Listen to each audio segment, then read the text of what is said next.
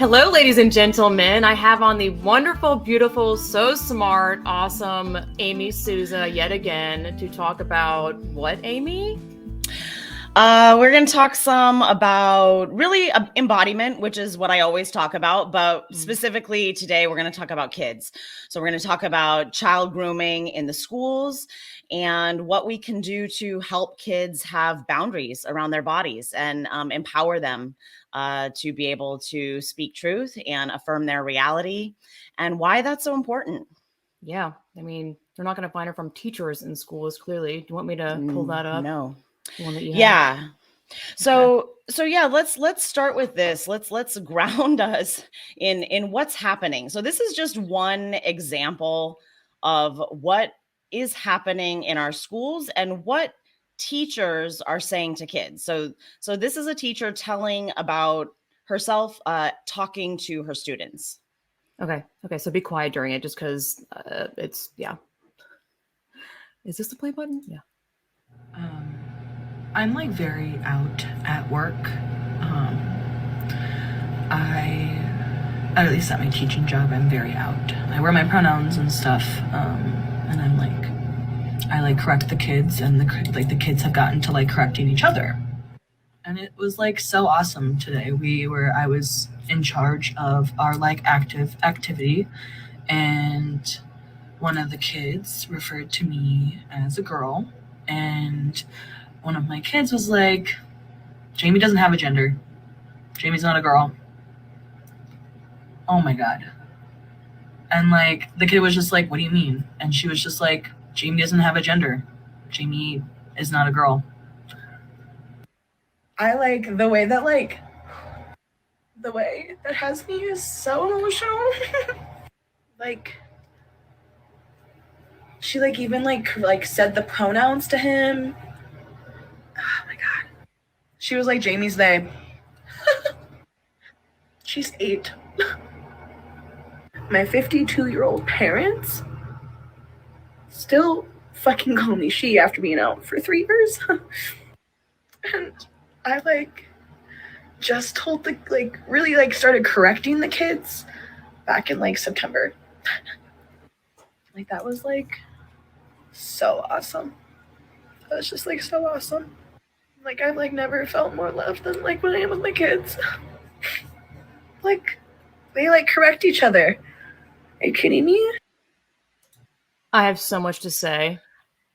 You should probably launch. I don't know. Well, maybe I should ramble with my rage because you've already. Why don't you ramble? First time reaction. Yeah. Why don't you ramble with your first time reaction, and then I'll kind of I'll just kind of ground us in what happened. What did she really say? But you react first. Exactly, because I can do the emotional whatever. Do you want to come on? First of all, I mean, they got the crazy eye thing. I'm trying not to judge here or like look at their imagery or whatever, but the weird like giggly laugh thing. This is so weird. We live in this bizarro world where like I feel like she's also doing a little bit hamming it up because she is filming herself and she knows people are going to watch this. To find your worth in life and feeling loved by manipulating children to like follow your suit. Try not to use the word delusion because I always freak out about that, but how can I not? Is like really sad. And I'm not like, you pathetic person. I'm just like, dude, you clearly didn't get enough love in your life from your parents who should have been your loving, nurturing entities, that you seek it elsewhere, which I have sympathy for you. That's really sad. And everyone needs to be loved and nurtured. Like, talk about misguided and like completely misdirected where you should seek your love from. And I just am like, this is so unbelievably narcissistic. Because I mean, Lord knows that we are praising narcissism nowadays as like progressivism or whatever, but I don't even know how to unravel this one. This person needs psychological help. And what grade does she teach? 8-year-old. So that's probably around second grade. Oh God, second grade. Lord Almighty. Maybe third grade, but third grade. Are parents aware of this? I mean, I think half of them aren't, but I'm like, dude, your kids are being indoctrinated. I don't even know. That has to reflect on home life, you know, like the kids acting weird or You know what I mean? There's no way you can be I don't know. Whatever. Go ahead. These kids are being indoctrinated. So let's remove her. I don't want to look at her sorry. anymore. So what has just happened here? What she's told us in her own words is that, one, she is actively grooming kids to dissociate from their own sense perceptions of reality. She's told us that they're 8-year-olds, and she's pretty much said they're easy to manipulate. She's tried to manipulate her parents, she's told us, but her parents refuse to be manipulated. But 8-year-olds are very easy to manipulate, and she says how fast she could do it. She says she only started trying to manipulate them in September. And now already they are correcting one another, because that's how easy it is to manipulate kids. That's why we have phrases like as easy as stealing candy from a baby. You know, children are very easy to manipulate. And she's bragging about this. So she has broken and violated these kids' ability to trust their own sense perceptions. So now they are in a place, one, where they are questioning their own sense of reality. And two, they are being groomed into a position where they are taught that they require an adult to navigate the world around them and to basically tell them what reality is, that they actually can't, they don't have personal access to reality. They need an adult to navigate that reality for them. So they are dissociated from reality. And we call this what I don't call it this, but what culture has called this is affirming. You know, we affirm in the schools. Yeah. And affirming constitutes child grooming. That's child grooming. These kids have been groomed away from their own sense perceptions. Define grooming. I'm like, let's go into that more. I feel like we use that word so much and we actually define what that is. It seems obvious, but what does that mean? Well, she is repeatedly creating a culture in which kids must come to see things in her sense. And she's probably using a few different tactics. As we can see, she's not an unsympathetic person. She's using emotional manipulation. Yep. So in this video, we see her crying. That's an emotional tactic of manipulation. She's probably also using praise. So the kids, she does use that here. The kids who are actively going along with her thought reprogramming, they're being praised. So these are it's grooming because it's a manipulation tactic to get the child or whoever the victim is to come along with your version of reality or your sense of things. So, and it happens little by little over time. You know, it's not like an open abuse, you know, they're not stuck in a room listening, you know, they're not like, you know, sort of some CIA. Yeah. It's not like some sort of CIA tactic where they're like in a room. Or Brave New World, which I started reading. Or Brave New World. Yeah. But it's a tactic that uses, you know, charm and emotion and praise, to get the children to come along with you. But, you know, it's gaslighting, you know, these kids are experiencing gaslighting, and they're experiencing cognitive dissonance. So they're confused. And she says that too. You know, the one kid is like, Jamie's a girl, like trying to assert reality. That kid was trying to assert reality for himself. Like, I don't like the lie that you're telling me. Like, it doesn't feel good. Like, I want to say what reality is. I want to say that Jamie's a girl. Like, I want to name that for myself. Like, I want to be able to name reality. And the other kids who have already been groomed are like, no, Jamie doesn't have a gender. They've already been groomed. They've already assimilated the programming. You know, like trauma. Like, imagine, just all that unraveling and being so confused. And like knowing in your heart and soul, like what you're saying is like that's a girl, and everyone around you. I mean, and then it's also like I actually don't know if this exists with young children, but like group mentality thing. I don't know. I'm Yeah. assuming it would, where like Yeah. if everyone's agreeing with something, what is it, the Milgram experiment? Yeah, You know, Milgram and Ash conformity Mm. experiments. Why would Yeah, you want to go against what everyone else is saying? That's awkward. I yeah, mean, you no one wants to can't. pinpoint it out in like a classroom. Also, I feel like it's such a vulnerable situation where you're teaching the kid to think this way or basically, lie to them.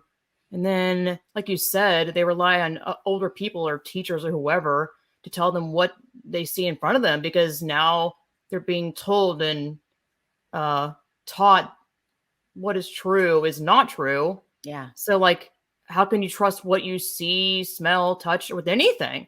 Like, No. imagine, that sounds terrifying. Yeah. It is terrifying. Oof. It's horrible and it's abuse. Yeah. And where culture is using this really manipulative language, calling this affirming. But in fact, it's doing the opposite of affirming because it's dissociating kids from their own sense perceptions of reality and their own primal instincts about reality. Exactly. The instinct, our instincts, all of our instincts, not just so our instinct for sex recognition is a primal instinct, and I've spoken about this before. This is a basal ganglia level instinct. This is that what they call that lizard brain, really back in the earliest part of the brain. Mm-hmm. So those instincts and sense perceptions that we have are precognitive. So before any activity happens in my frontal lobe, my basal ganglia has already kicked in and is responding to my environment. And that those Mm-hmm. are instincts. Those are fight, flight, touch, taste, see, sound, smell, fear, Mm-hmm. pleasure. So those instincts are primary. They're primary to our experience. Yep. Exit this out.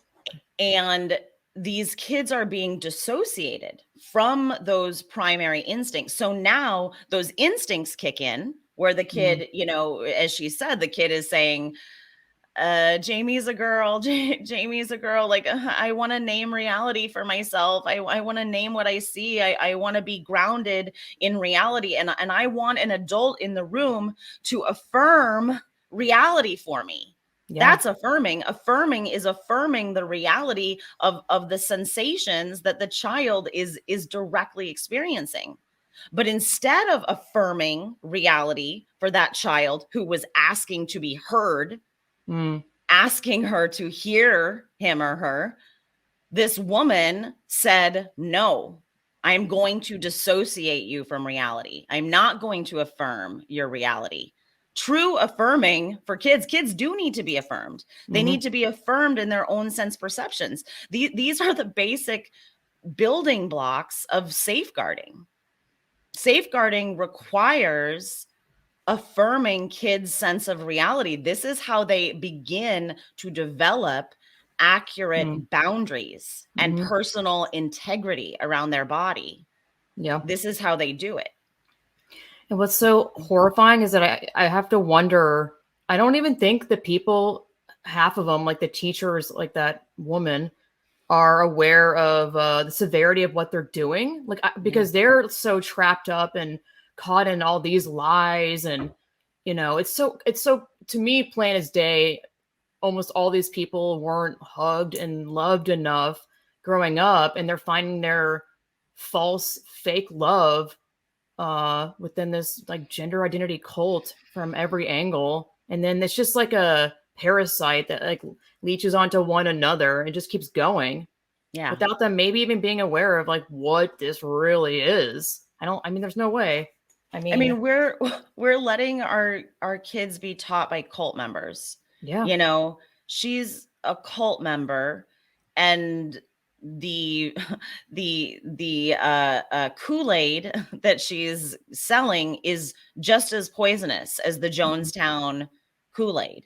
You know, these kids are consuming poison through this doctrine and dogma. This is psychological poison. Yeah. People say psychological abuse is so much worse than physical. I'm not saying that one is worse than the other, but messing with someone's mind like this at such a young, fragile age, like they know exactly what they're doing. Of course, children are easy to, like you said, convince of anything. And it is interesting how expressive they are with their faces, which, I guess is good by theory if you're a teacher, but like, I guess to keep a kid's attention is big faces, and I don't know, which is weird because if you're wearing masks, whatever, that's a whole other topic, but big yikes. I mean, it's really scary. And I want to, I thought that we could talk a little bit.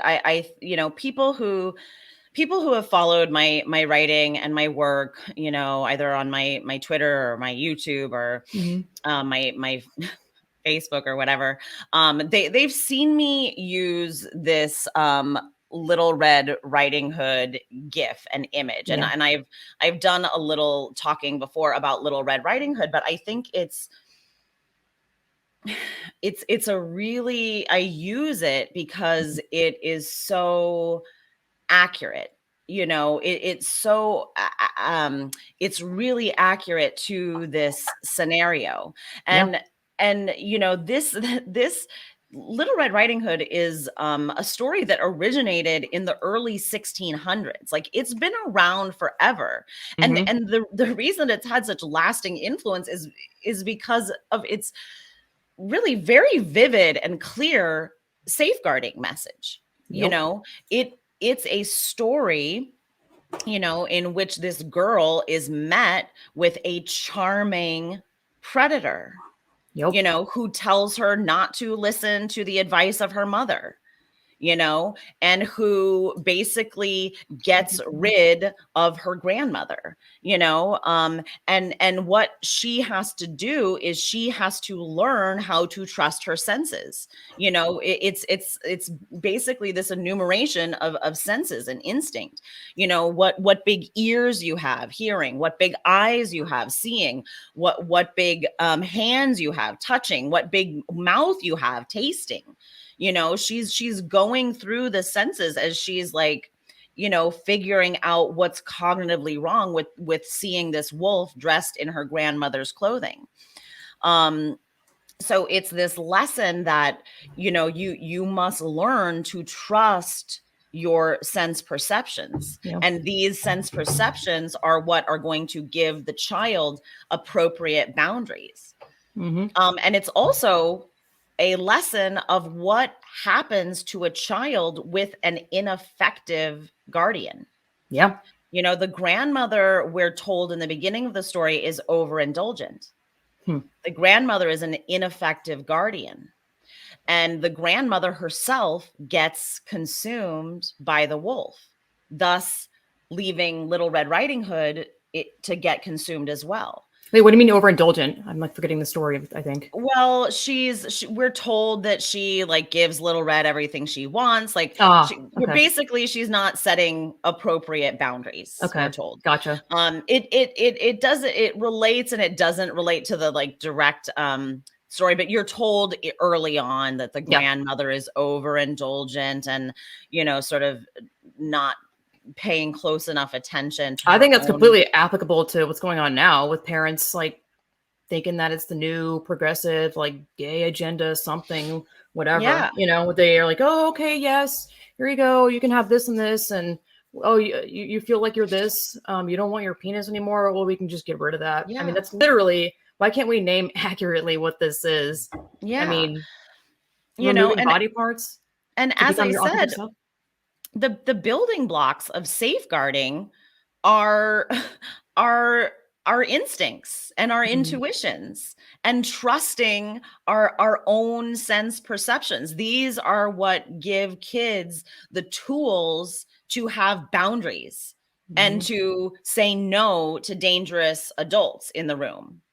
But if if we've groomed them to dissociate from their own sense perceptions, then they don't have those tools. Yeah. You know, they don't, you know, it's creating this affirming model, and what these you know, teachers are doing, it's creating cognitive dissonance. It's dissociating kids from those primary instincts. Now, you know, as I said, they can't trust their own sense perception. They're breaking down, you know, boundaries.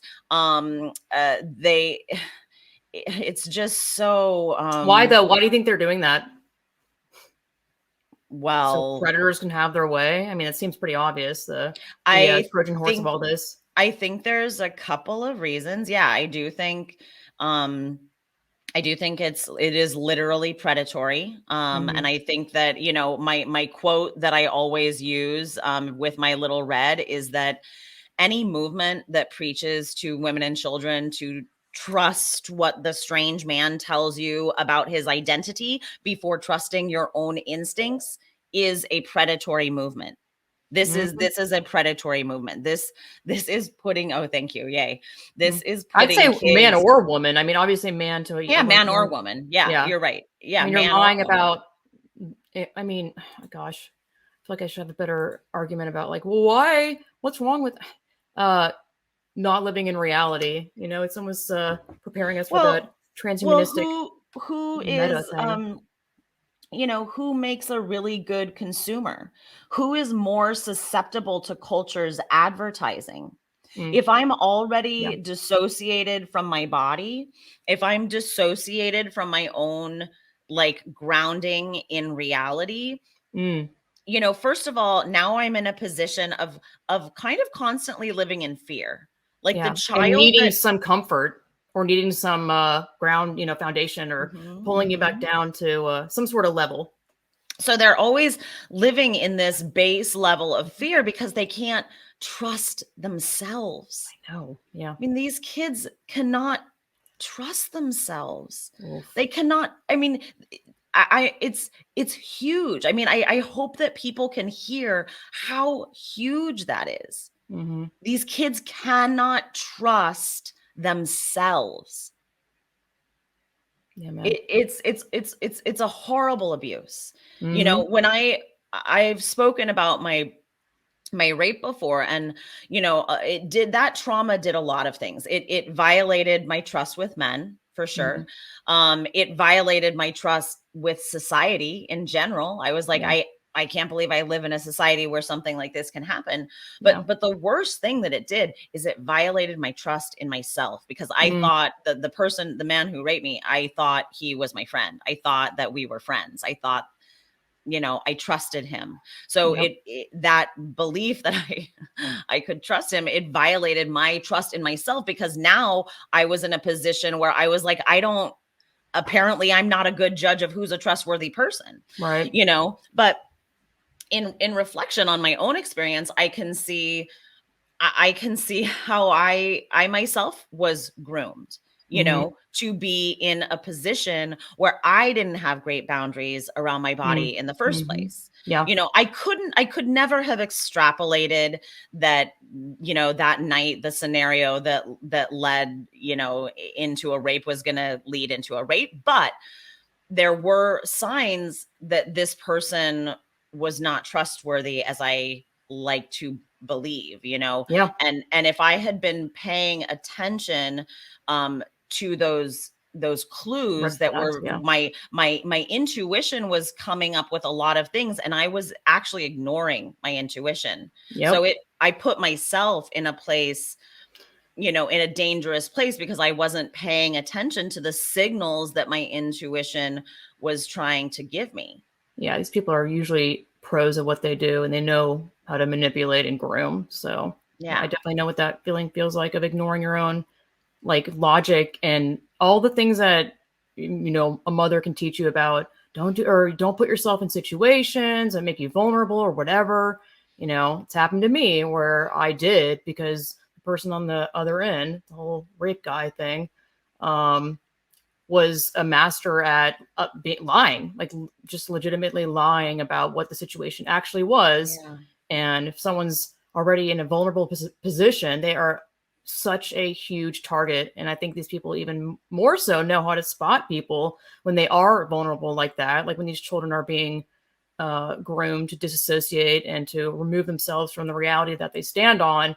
It's so horrifying. And then they also, I mean, it's, they tie in like the drag queen story hour and taking them to a drag gay club bar in the middle of a school day for a field trip. And like, it's just, to me, it's so obvious they go hand in hand for absolute corruption. Why would I put my kid in front of hyper-sexualized men or any hyper-sexualized person? Yeah. These are things that are these situations put kids in a place where they're scared to feel their own body sensations because the hypersexualization that they're witnessing in front of them is too scary for them to participate in. So that now these images are being projected ultimately onto their own bodies and they don't know how to grapple with it. Yeah. So I wanted to bring up this book. I hoped that I would find both of them, but I could only find one. So this guy, Gavin de Becker, he wrote a book called The Gift of Fear. And then he wrote this second book, Protecting the Gift. Cool. Sounds good. And this is a very worthy book for anyone to read, but especially parents or people who work with children or they're good for anyone. But I want to go into this notion of the gift of fear. So ultimately, when you read through this book, what he means by this is not living in a state of constant anxiety, not like being constantly fearful, but being present to your own sense perceptions, so that if a dangerous situation does arrive, you will be alert to it and you will be responsive. So if you sense, sensation, if you sense fear, you can respond. And that fear is giving you an alert and an accurate way to get out of a scenario. Much like if you just like literally like put your hand on a hot pan, you are alerted with a pain sensation that tells you you're getting burned, back away. It's an immediate response. It's a sense response that protects you. And this is going back to psychology, this is what our sensations are for. Our sensations are an alert system. They are a way for us to stay safe. They are our pain and pleasure responses help us stay safe. Our pain response alerts us to when things are painful and we move away from them. And our pleasure response, tells us like, oh, like this food is good. Like I should eat it. It's nourishing me.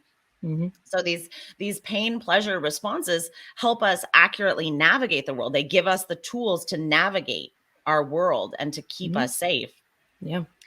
Now, when these pain pleasure responses get fucked up, when adults come in and groom kids out of their own pain pleasure response and out of their own ability to tap into their honed instincts,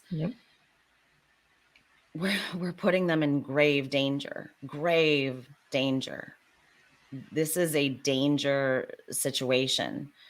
Hey there! One of the easiest and free things you can do to help out my podcast is to leave a Apple Podcast review for this podcast. It is free, pretty effortless. It takes, less than a minute out of your day. If you don't want to do that, you can support my podcast by heading to paypal.me/LP Foster Kittens or become a monthly subscriber to my Subscribestar, which is subscribestar.com/distorted lens. As always, thank you so much for listening and following me on ODYSEE or YouTube, subscribing, hitting the bell, because I've been told that hitting the bell helps out a lot with getting notified that I'm even posting new content. So God bless y'all, and let's keep trucking on, y'all.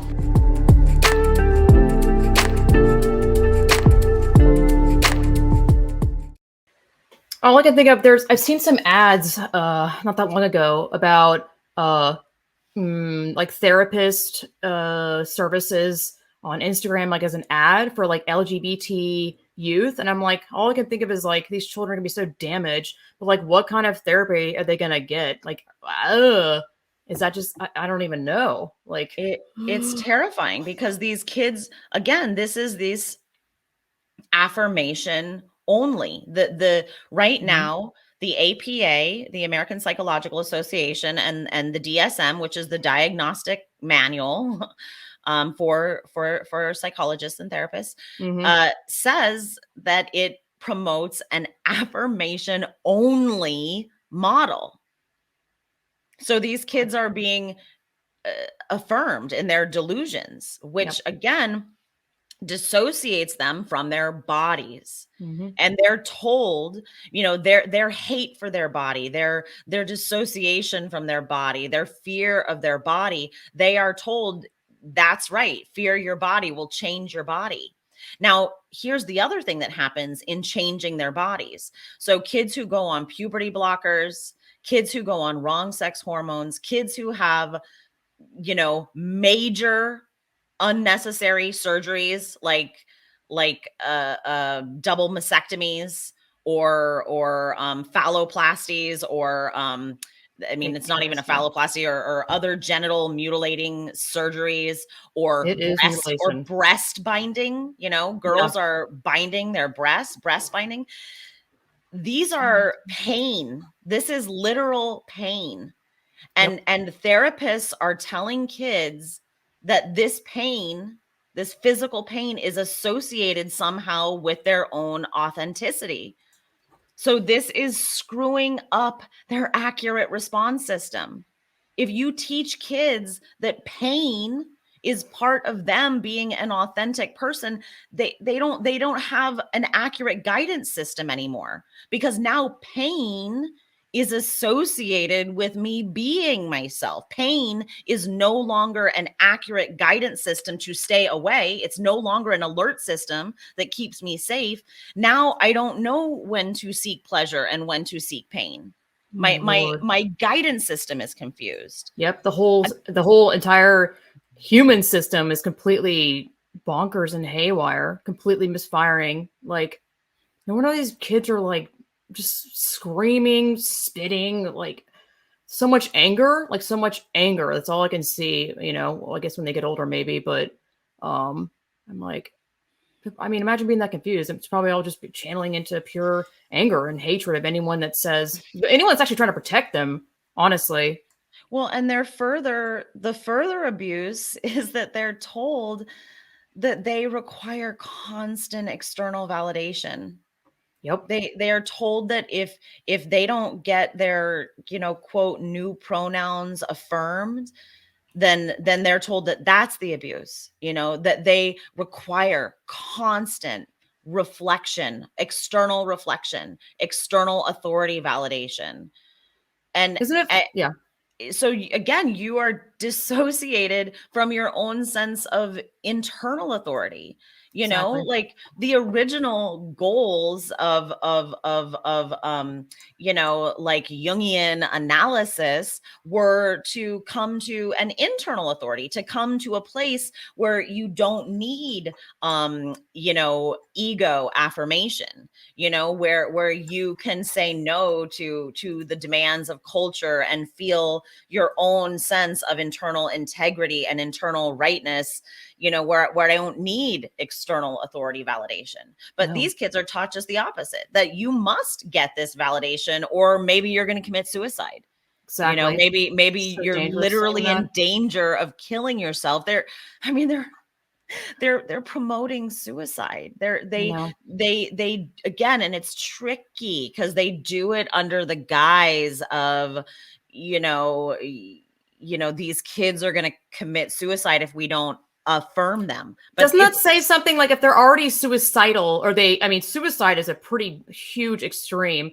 And if they're so quickly triggered to kill themselves because if they don't get this one thing, I'm like, whoa, hold on, stop, hold the press. Like, then clearly they need psychological help if they're going to be so quick to kill themselves. What? I know. Hello? if that was true, which I mean, it's so obvious these kids are so lost, and like, I mean, exactly what you've been saying, your whole world being turned upside down. And as soon as one person doesn't affirm your delusion, of course you would be like into the world, and they're like, why aren't you? I mean, then of course it feeds into their sorrow and despair, to where they maybe would want to kill them, especially if they go through all the surgery, non reversible surgeries that are, I mean, you only have one body, one life, and then they realize, wait, that didn't really change anything. And I mean, of course you'd be suicidal. Oh, it's horrible. It's like they're predictive programming what they might potentially do, because Lord Almighty.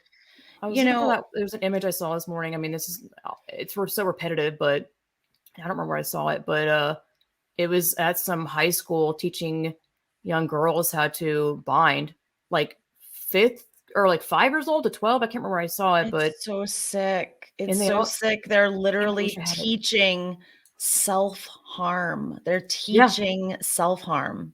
Breast binding is not something that's just like you wear a tight sports bra and you're fine. I mean, it has some serious medical side effects. Yeah. Like it can create like internal holes. Painful. Yeah. It's painful. And it has long-lasting consequences. You know, all of this stuff is just as bad as foot binding. It's just as bad as FGM. It's just as bad as lobotomies. That this is we are watching a horror show in plain sight. And you know, the reason I always talk about embodiment, you know, our bodies are primary to our experience here, you know. So no matter what spirituality someone might have, our experience here on this planet is physical. We are embodied. We are our bodies. You know, we are not a transcendental ego entity. You know, we're not an identity. We're not a singular identity. We are wholly embodied. You are not your online avatar or your gamer creation. and we're always uniquely situated. You know, our bodies are always uniquely situated, and that situation is very literal. Like, I'm literally situated in this room, and you're literally situated in the room that you are in. And this is, you know, this to speak of our literal situation just reminds us that our bodies are constantly influencing us. They're constantly influencing, whether I'm like adjusting in this chair or like, you know, moving my hair out of my eyes. My body is constantly influencing me. And again, it's an accurate guidance system. You know, it tells me things. It's giving me sensations to tell me things. But the more I cut myself off from those sensations, like literally cut off my sensation to my breasts, or literally cut off my sensations to my genitals, or cut off my access to puberty, the more I cut off my own access to sensations, the harder it is going to be for me to navigate the world and my experience and others. And the more I am going to have to now rely on external. Think of these kids. Again, like, these kids are being taught, you cannot trust your own eyes and ears. You cannot trust your own sense of who is who. I mean, that's scary. I mean, it's already paradise. It's like it's already scary to be a kid, like, because kids are small and the world is big, you know, and they're new here. They haven't been here for very long. It's already kind of scary. And now we're telling them, you can't even trust. You can't even trust what's right in front of your face. I mean, so sad. It's danger. And so these things, I mean, first of all, you know, I Jennifer Billick is very right. We've spoken about her before. You've hosted her before.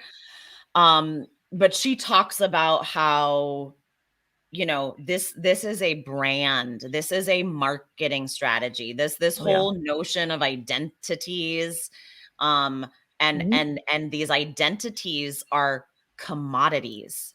These are purchasable commodities. This is a non-binary perfume or like jewelry, gender neutral like sweatshirts. I'm like, dude, it's a sweatshirt. Are you insane? It's yikes. Yeah. Yeah.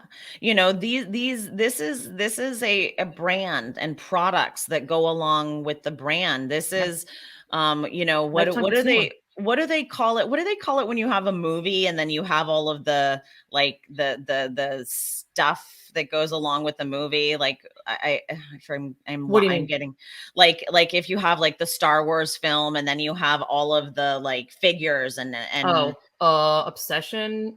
no, they're like, what do you call it? Fiction? Not the swag, but it is swag. Or just trinkets. I know what you're saying.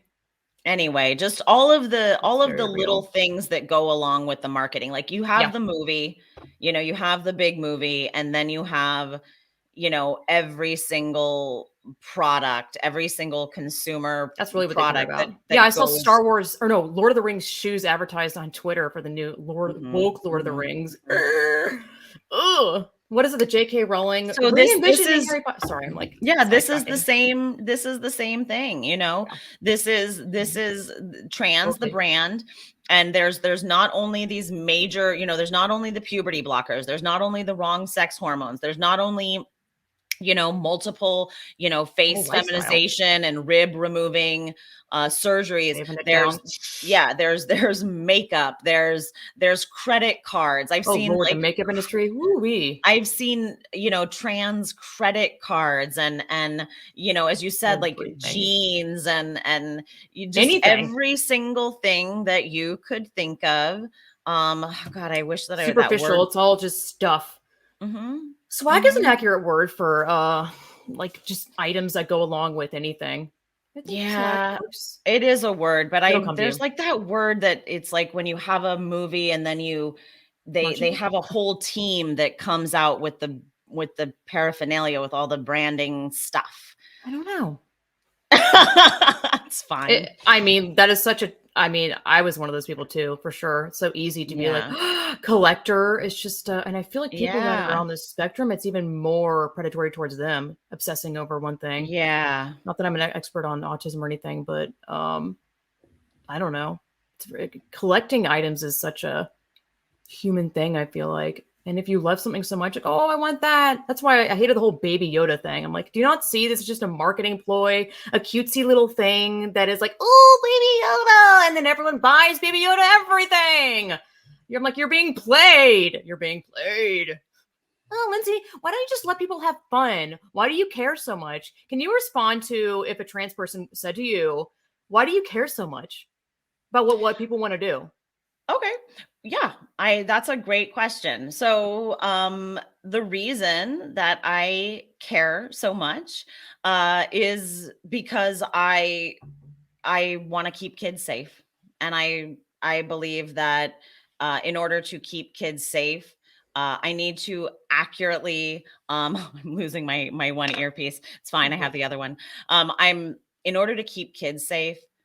Kids need the adults in the room to stand up and hold boundaries and to accurately affirm reality. So I don't participate in this because I don't participate in child grooming. I don't participate in lying to kids about reality. And I refuse to lie to myself about reality. If I see a man, I say what I see. This developmental process, say and see. This is what 2-year-olds do. This is a 2-year-old stage of development. It's a really important stage of development. You see 2-year-olds doing it. They'll be in the grocery store and they'll be like, ball, like toy, girl, mommy, he has a beard, like this lady's fat. Like they just like see, they just say what they see. And sometimes it's awkward and embarrassing, but they they just point at what they see and they say what they see. Yeah. It's an incredibly important developmental stage. This is what I do and this is what I affirm. And accurately living in reality, one, it gives me boundaries. And two, it helps children have boundaries, and it upholds their bodily integrity, their sovereignty in their own bodies.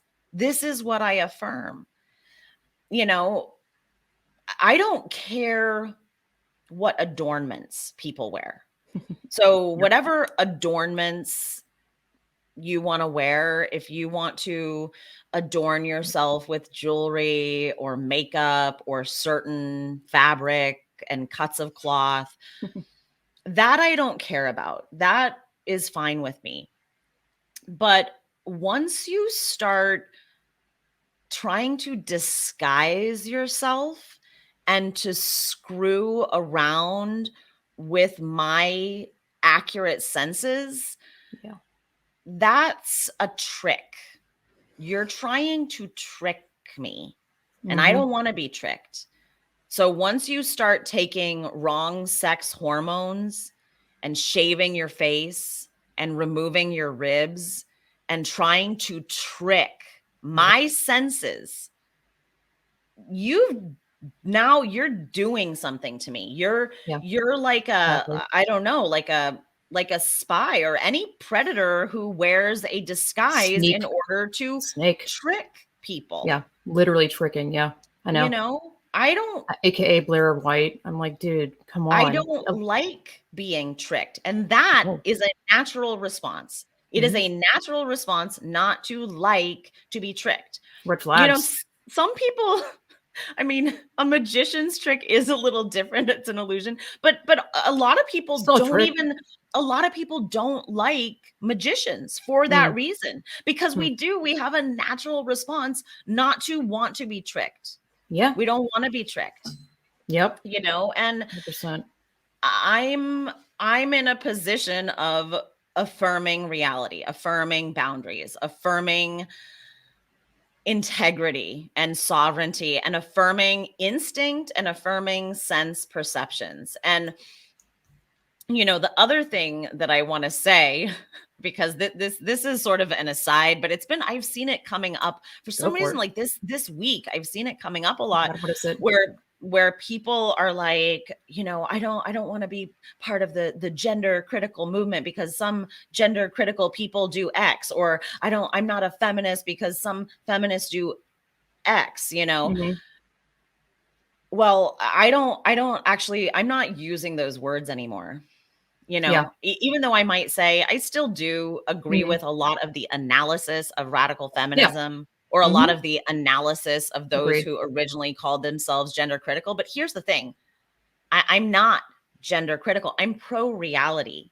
Yeah. You know, I'm not flat earth critical. Yeah, exactly. You know, that's the movement. You know, there's a movement of people. There's a movement of people who are flat earthers. I'm not flat earth critical. I understand reality. I understand the reality of the situation. You know, I'm not gender critical. I'm pro reality. I understand the scientific classification of organisms, and I understand sexual developmental processes and how they work in mammals and other animals. I understand those processes.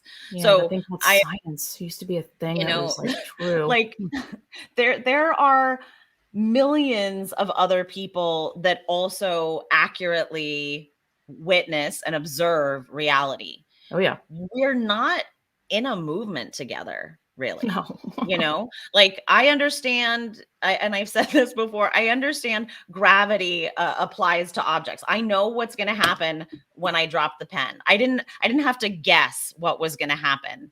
I dropped it, it fell, because gravity applies to objects. A lot of other people that I even might hate them, that those people also understand what's going to happen when the pen falls, when I drop the pen, rather. So it doesn't put us in a grouping together. You know, there's literally, like, I'm trying to think of someone who I would hate the most, like some serial killer that I would just literally hate them and hate everything about them.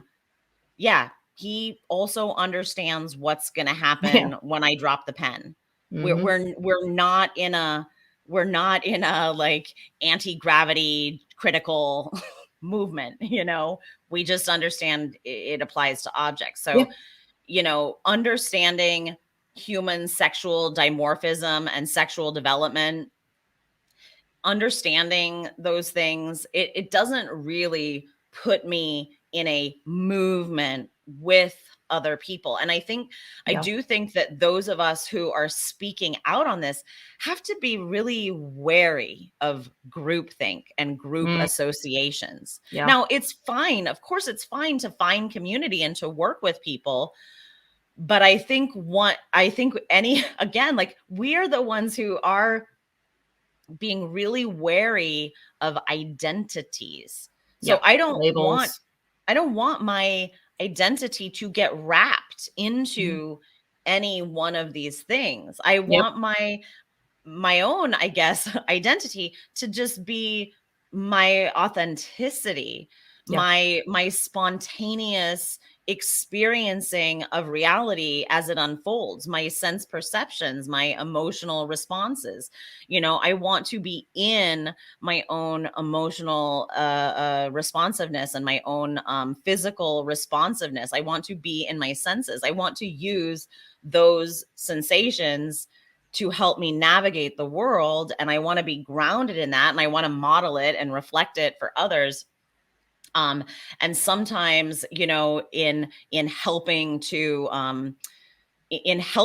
support kids to do these things, and helping support what kids are doing, I'm working with other people, but the fact is, we're all individuals working together. Yeah. We're not in a movement together. This is No. understanding reality, being pro reality. That's not a movement. There's nothing new. It's It's existed nothing new. since We've known forever. this for Yeah. literally millions and millions and millions of years. Yep. This is not new information. We're not the No. movement. This gender BS, that's the cult, that's the movement. That's a movement trying to do something Yep. new to Dismantle reality and the reality. Yeah. culture. Mhm. But that's not what I'm doing. Yeah, you know that the teacher thing we watched earlier in the beginning, Yeah. and the kid being like, "But you're a girl, so why is it we're going to sit here and have to believe this person's reality, the teacher, but then the Mhm. children's reality? Why are we rejecting that one? Why is it only one person's reality for the entire room? That Yeah. doesn't make any sense. That's not. That sounds pretty bigotry or whatever, anti something. That doesn't sound Well, very inclusive. These people aren't I inclusive at all. I upset a friend of mine. I felt bad for upsetting her because, I mean, the topic is upsetting and I didn't mean to upset her, but she works for a program that the first thing they ask kids is they ask them their pronouns, as if these things are You don't up, need that. as if these things are open and up for questioning. And I told her God. that I would never do that. This cannot stay in my ear. I told her that I would never do that because I don't groom kids. Now, of course, this upset her because she doesn't want to be grooming kids. So that she found that very upsetting. And I didn't mean to do A it. lot of truths can be upsetting to people. Sorry about it. I meant to shock her. I meant to Good. wake her up. I meant to Yeah. shock her into thinking. Plant the And I seed. started after I said that, and she was getting very upset. She was starting to breathe hard and she was actually voicing that she was getting upset, which was great because she Yeah. was tapping into her senses and to her Mhm. reactions. Mhm. Yep. And I started to say, so what would happen if a child did not agree with this? What would happen if there was a child who didn't want to lie about reality? How would that child get supported Mm. when Yeah. you are the one who is setting the tone for the room? Yeah. How would an 8-year-old be brave enough to speak out and to say, I know so and so is a boy. Yeah. I know Kevin's a boy, and I don't want to pretend that he's a girl. I don't want to pretend. Like, I don't want to do that. How would that child get supported? You know, and she got really quiet because there was no room for it. There's no room. There is no space for non-compliance. These kids are being forced. Yeah. You know, if your kids are going to school in Washington State, California State, some areas in Texas, I know. Yeah. I mean, all over. It's all over, like You random know, states. it's everywhere. Like Florida, if your kid is in government school, and I saw someone call public school that the other day. It's not public, it's government. It's government school. I mean, I'm clueless about this, but aren't most schools government schools unless they say, oh yeah, I don't know. But we call them public schools, and it makes you think it's just like the public is doing it. No, it's not the public, it's the government. And these teachings come down from the government. As you know, we picketed on DC against Biden's executive order that applied to all federally funded agencies, including public schools. So this doctrine has come down from the president of the United States and other government officials in other countries. Of course, we just happen to be in the United States. This is Biden's group. I mean, transgender, I hate that phrase, man pretending to be a woman as the health secretary, whatever. And then this like kink ridden, bald, I mean, total fetishy puppy play shenanigan. It's I don't disgusting. Something about he's disgusting. Yeah. I'm like, it's just so horrifying. I'm like trying not to pay attention to it. There's so many people that are government officials that are trannies. I'm like, what? I don't even know what the hell is going on, but it's just destruction of reality. I don't know. Disgusting. And we can't name it. You know, look at what's happening with frigging Will Thomas. These girls in the locker room with him are trying, they have spoken to their school. They have tried to speak to their coach. They are saying, we are being abused. We have a man in our locker room flashing his penis in front of it, and we don't like it. We feel uncomfortable. We don't like it. And everyone is telling these girls to shut up. Yeah. I mean, it's horrific. He's an open abuser of women. He have a girlfriend? It's ridiculous. Yeah. Like, what dude would not want to see potentially naked women, get all the first places that you could possibly gather, break records? I mean, you're not breaking, it's such a lie. You're a freaking dude. It's funny how many people on the internet can be like, oh, it's a man, but it's just wild to me how people are sitting there watching those meets and not like bullhorning and being like, that's a fucking man. Like, what? I would just like, I mean, the cowardice with everyone is wild. And it's, elephant in the room, emperor has no clothes, BS. I don't know. I wonder what this guy, I mean, not that he ever would, but do like a tell-all book. Like, how did this happen with him? I don't know. Was it just I can just cheat the sport? Because now he's coming out with all these articles, which could be like, now that, I don't even know. Like, he just, something about, him being his authentic self, blah, blah, blah. Like that one image of him being under the water. I'm like, first of all, what the hell is this image? That's so weird. I just wonder what kind of entities like influence this guy. It could have just started with him being like, I want to steal some trophies. And then now he's being propped up. What are kids supposed to think? What are kids supposed to, everyone can see, everyone who has frigging eyes can see this is a man. Yeah. Isn't there a woman on that same school that is transitioning, taking testosterone, but still competing against women? Isn't that doping? Is that not doping? It is doping. What happened? It's doping. And it's insane. It's insane because why doesn't she want to be on the men's team? It's a good question. I mean, is Mr. William fully transit? I mean, it's so arbitrary. Like, what is this line of like, I have made it. I'm fully the other sex now. You don't even have to present. No. You don't have to do a damn thing. So I'm and like we are not teaching kids any bodily integrity. Like my integrity, the holistic formation and integrity of my developmental process. I am not an end goal. I am not an end. I am a developing being, constantly under fluctuation. And a girl's my developmental process that has now, taken upwards of 40 years to happen, that is not that process that happened over time of my body developing. That is not an experience that any man can ever have any remote access to. No. They just has my developmental process over time is not an identity. No. Nope. And to reduce it to an identity is it's ridiculous, and it's so demoralizing and devaluing. I mean, that process, as I said, it's taken all these years to happen, and it's still happening.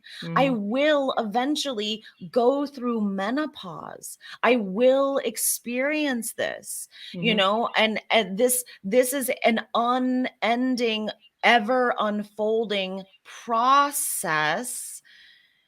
It's not an identity. That's so tiny. What I am, my holistic development and growth is giant. It's big. It's beautiful. It's my sovereignty, my integrity, my embodiment that I am in constant feeling of. Yeah. It's dehumanizing. It's so it's literally dissociating us from our humanity, our whole. Yeah. What is that one thing some of them say, like something about women that can't have babies? What is that argument thing about?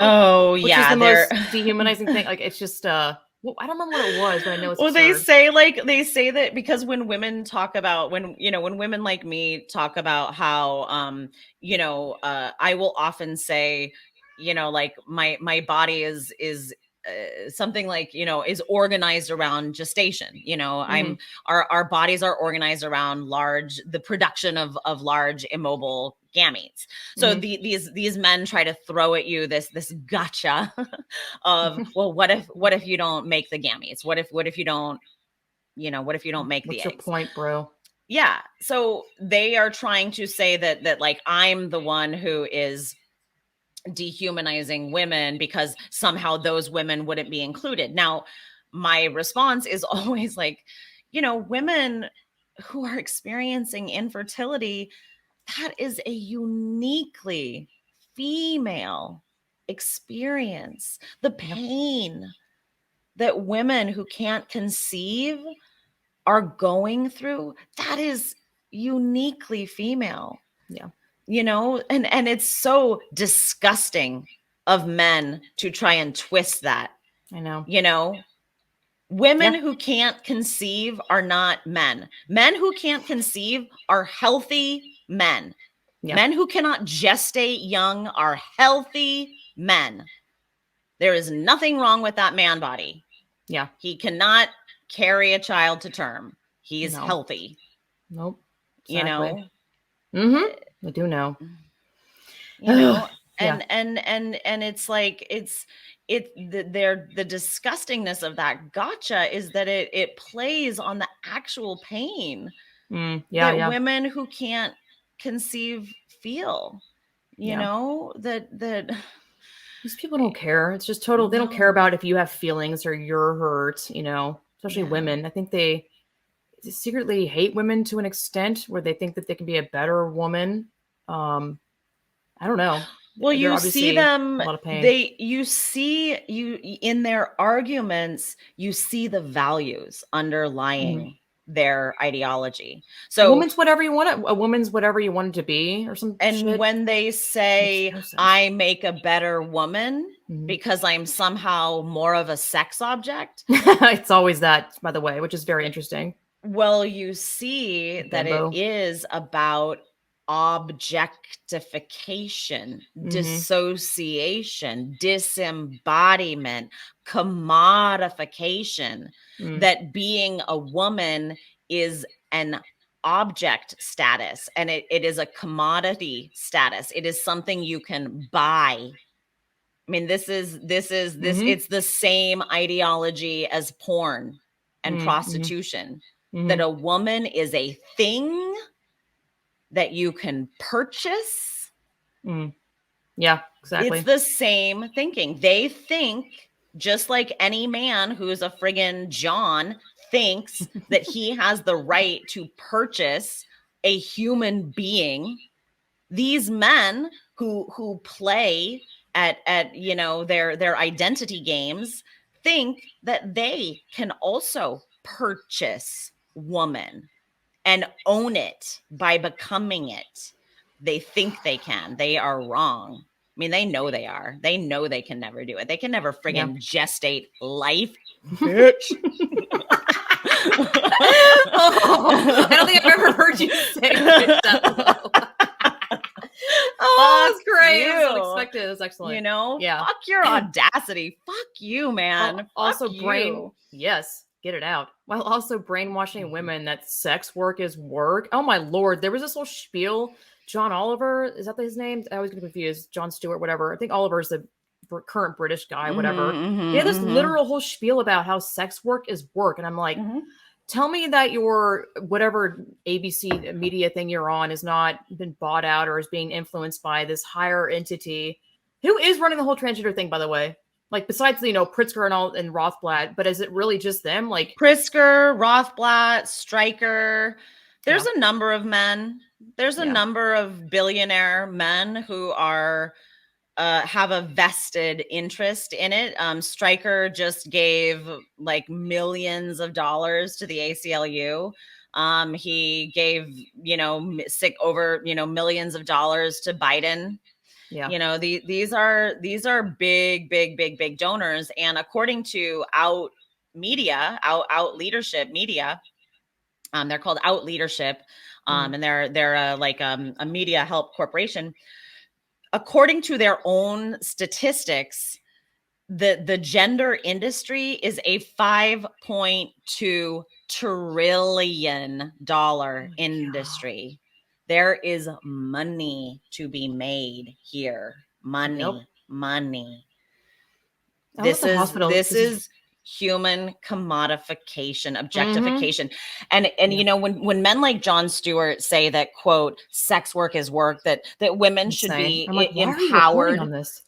Women should be empowered to sell their bodies. No one is asking the real question. Do men have the right to purchase another human being for their sick, human trafficking, depraved fetish? Yeah. And not even human trafficking, just like porn and just like, even like, what they might call consensual prostitution. Does a man have the right to purchase a woman to play his sick, depraved fantasies out on? Because it's never, what they would call vanilla sex. It's never like a man being like, like I want to. It's whatever the man wants to do. Like, you're the purchasable item. You think this man's going to respect you and treat you like a queen, or even just like a basic vanilla treatment? Yeah. It's choking. Whatever the man, whatever the buyer wants. Yeah. It's pissing in your mouth and shitting on you and making you vomit and gagging you. It's humiliation. Eating. Do men have the right to? And what do you think women do when that happens? Disassociate. They disassociate. They're already, the reason that they do it is because they're already disassociated. Yeah. People like to say that women get into this, quote, trade, this friggin' industry. They like to say that it's a matter of poverty, but that is not true, because there are many women in poverty who do many other things. Not, some of those things are also not great, but women do not go into this because of poverty. They go into it because they've already been abused into it. And in fact, the whole reason that trafficking exists is because there are not enough women who willingly want to do this. Women do not want to willingly do it. So they literally have to enslave. Talk about people say that we're done with slavery. We have slaves today. No way. Today. No way. Yeah. The slave trade is functioning. Like the massage parlors, I'm sorry. The ones that have the drapes, like the windows are completely blocked and like the generic images of like feet massages and shit. I think that those are total like sex trafficking. That's just the obvious one. But I'm like, what else is, it's always like underneath our noses, you know? Yeah. Oh my God. And these women, the women that do that are like at their lowest point. These women are so damaged. And then the men have no shame and willingly doing this to women that are using this as a desperate means to get money, to probably either feed their addiction or whatever. Yeah. Well, when we see, you know, when we see those ads that are like men who want to trade an apartment for sex. Oh, sugar daddies? You know, like, yeah, like, or just like, you know, like free rent for trade, you know, and people like people call it, you know, it's like this landlord abuse, you know, that the landlord, you know, is coercing a woman into like, well, she could get a month free if, and people call this out. They can see the like inherent like disparity in this, like, but somehow in like, just actual prostitution, no one sees this. No one sees, like, she just wants to eat, like, just friggin' get her a meal, like get her a place to live. Like, she doesn't have to trade her body for it, you know? Like Pretty Woman, that movie, that was totally grooming women to be like, oh, Prince Charming just lies at the end of becoming a prostitute. Look at how beautiful Julia Roberts is. She's not on drugs. She has a fun, free life and gets clothing, like expensive clothing. He's beautiful and they have like romantic sex where she's like, yes, like what a dream. And then the end is like Romeo and Juliet almost. I think he's like outside of the car being like whatever, you know, total romantic lies. I'm like, wow. Because in reality, he would be, you know, choking her and hitting her and doing the most degrading things to her and selling her to his friends and for sure. And then discarding her. Yeah. At the end, he would just throw her away like trash. Yeah. You know, because they can. Because you are the usable object at hand. I mean, you know, and the thing is, this is a problem too. So I'll segue this back to kids, but like, porn is in the schools, porn is in phones. Oh, yeah. Porn is in the schools, and our kids know this. And again, this dissociates them from their own bodies. This is too scary for kids to feel cognitively. And they must dissociate from it. They dissociate. So this is child grooming. This is child grooming. This is child abuse and child grooming, you know, and all of these things are connected, you know, porn being on phones and accessible to kids, anime porn, this cartoon, that's like the biggest gateway. Porn is grooming, and it is leaving kids open to predators. I want to say here, I found a quote that I wanted to read, I think. Okay. So this is from this book, Protecting the Gift. And Gavin de Becker, who's the author, is actually quoting this, I think she's a child psychologist, Anna McDonald. And Anna says, a child doesn't magically at some predetermined age become confident, assertive, capable, and powerful. Ideally, it's a gradual process of ever greater challenges wherein a child gains experience and autonomy. Mm-hmm. That part was Gavin de Becker. So this is to say, we can't wait for this like special time where a child will, you know, like suddenly be able to claim authority around their own body. this is something that is learned gradually over time. Mhm. So at a formative age, I mean, this programming, and I do call it programming, is being taught in schools as young as kindergarten age. Yeah. Yep. It's enough of it. So, my stupid microwave. It's okay. So how are kids going to be able to claim their own sense perceptions, their own version of reality, when no adults in the room are standing up? And we need parents and good teachers. I've unfortunately heard some teachers that I even like and sympathize with saying that they have to teach this. And I know it's scary for teachers too, because they're in danger of losing their jobs. Yeah. But these kids are in much greater danger. Yep. And your It's paycheck. bigger than a teacher's paycheck. It just really is. Yep. And I you know. cannot be scared about losing your job. You need to be an adult in the room, standing up for your own child's For our future. sense future of this world, perceptions man. of reality. You need to be affirming of your child's sense of reality. Yeah. Yep. So if you know this is happening in your school, you cannot allow this to happen to your kid. I mean, your kid is being groomed in the classroom, and I don't know what all it takes. You and I have both spoken at a school board meeting before. Yeah. I know some parents are speaking up at school board meetings. I know there are politicians who are trying to speak up about this. Yeah. But affirming a delusion is the opposite of affirming reality for kids. Yep. So yeah. don't be standing up for the kids, man. tricked. Do not be Yes. tricked by the Exactly. language. Mm-hmm. It is a huge trick.